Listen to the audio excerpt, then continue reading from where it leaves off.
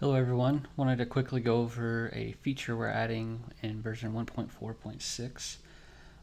So let's go over to the chart. Here we have Microsoft on the 15-minute time frame.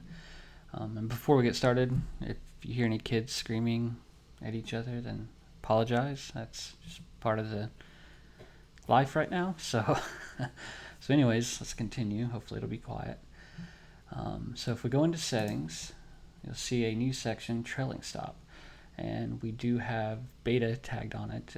Reason for that is it is functional. We just have some things that we are wanting to complete a little further and add in. So we're going to get it out, get it in everyone's hands, and get some feedback along the way, so we make the direction that's in the best interest of the users. So anyways, I have a default right now for 5, and that's obviously not a realistic amount. I just have that set so you can see some certain aspects that I'll highlight of the trailing stop. So let's go ahead and turn it on, and we'll close this.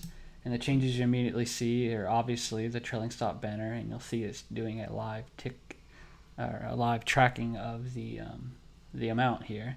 So since this signal hit based on that trail amount, you can see it's got a little dip, so we're down negative $1.16, and it'll constantly be moving on that active bar.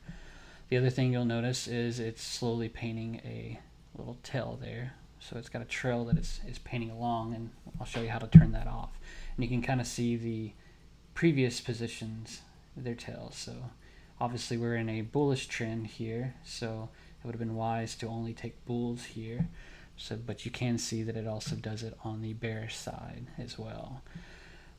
And it'll go up and go up and go up, and if it gets hit, let me lower the threshold. There's another aspect of a signal. So let's go ahead and bump it down to 4 and see if we get hit. I'll move this. Yeah, there's one up here. So right before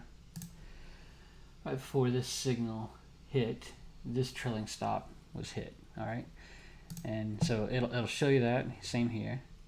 It'll show that happening, so you can see as the price went up, the trailing stop, went up and did its job of bumping the trail up. So it stayed at that amount that you set, and then finally got hit out. So if you have your alert set up, which I'm about to show, you can receive an alert on that, and from there, webhook it somewhere or notify yourself via push notifications on the app, SMS, etc. All the great alerts that TradingView offers. So let's go back to the settings real fast before we get into the alerts. So yeah, we have just the 3 basic options. You can turn it off, set the amount, and turn off those trails if you don't want to see them. So if you turn those off, you'll just get the banner. So that'll clean stuff up a little bit. We do have a couple checks in. So if you have something absurd for that price range, so let's say I was like, oh, I'm going to do a $60 trailing stop on Microsoft. You'll notice that it will pop up this little banner. It's kind of give you a heads up. Hey, if you swapped from a chart that was, say you were at Bitcoin, and obviously the trail there is going to be much different than something like Microsoft. It does that little check so it doesn't stretch the chart with the trailing stop, shrink your candles, and also kind of gives you the heads up to remind you have the trailing stop enabled and to update it. All right, and as a lot of you know with alerts, when you create an alert, it locks to those current settings, right? So if you had the trailing stop set to $5, and you create an alert to be notified when the trailing stop gets hit, if you later, after you've already created the alert, change that setting on that chart to 4, it does not update that alert. All right, that alert is still locked to the 5.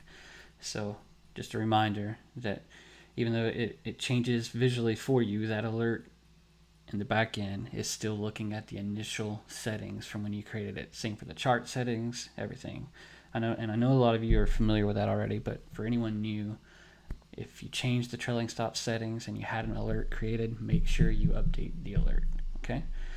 So speaking of alerts, let's go ahead and look at the alerts. So as usual, hover over the indicator, click the 3 dots, and you can add an alert for vision. Okay, so in here, if we go down, you will see trailing stop hit is an option. All right, so you can set that with the usual parameters. Once per bar close, once per bar, only once per minute. And from there you select your alert actions, and we have the default message data. You can change that if you want, give it a name, and you're set. And it will also trigger under the any alert function. So if a trailing stop signal appears, it'll immediately trigger. All right. So yeah, that's pretty much it. If anyone has any questions or feedback on it as we push this out today, just let us know in Discord or send us a notification on support. And we always love hearing feedback, and we try to make changes based on customer requests and popularity levels, to make sure that we are listening to the community. So thank you, and hopefully everybody enjoys it.